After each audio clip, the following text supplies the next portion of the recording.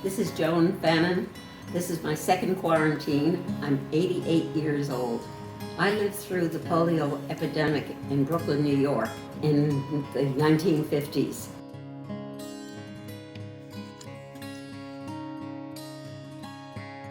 My name is Kate, I'm 16, I'm from Sun Prairie, Wisconsin, and this is my first pandemic experience. I heard most of the information I have from the news or the radio. We mostly turned the radio on to hear the Lone Ranger. The other news didn't interest us kids, so. We saw pictures on TV of lung after lung after lung, and all we saw was the kids' heads out of the top of it. I think I was too young to appreciate how serious it was. I first learned about the virus in school in my Chinese class, and we were learning about current events in China at the time. I was nervous about it coming to the US, but I wasn't sure if it was actually going to come. I was mostly surprised when schools shut down because I didn't ever think that school would get shut down fully.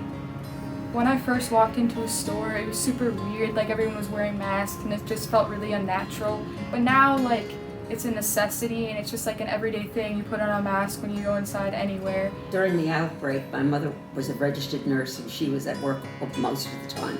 So I had the responsibility of my younger brother. And we were at home together. Sometimes we got along and sometimes we didn't.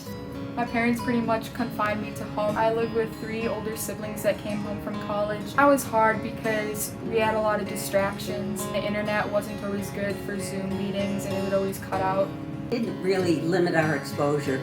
It was maybe 6 of us girls. And there was an ice cream parlor around the corner and we used to go there. But of course our mothers didn't let us stay out very long.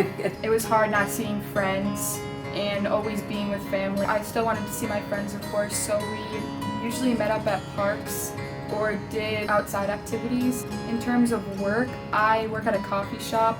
So during the beginning I didn't work, but then as they started to take more precautions and put up plexiglass and wear face shields and extra hand sanitizing, I started to go back in and work a little bit. The only time I remember covering my face was when we went to that movie. I forget, some popular movie was playing. And I sat with my handkerchief and my scarf over my nose and mouth. I was afraid I'd get it from somebody else. I remember when my brother and I were walking in a park and we saw the basketball hoops all boarded up so people couldn't be in groups and play basketball. Really eye-opening. I'm taking care of my grandmother at home and everyone goes to visit her, so we didn't want her getting sick. We took a lot of precautions. I am just so glad that during this pandemic that I have the support of my wonderful family. I don't know what I'd do without them.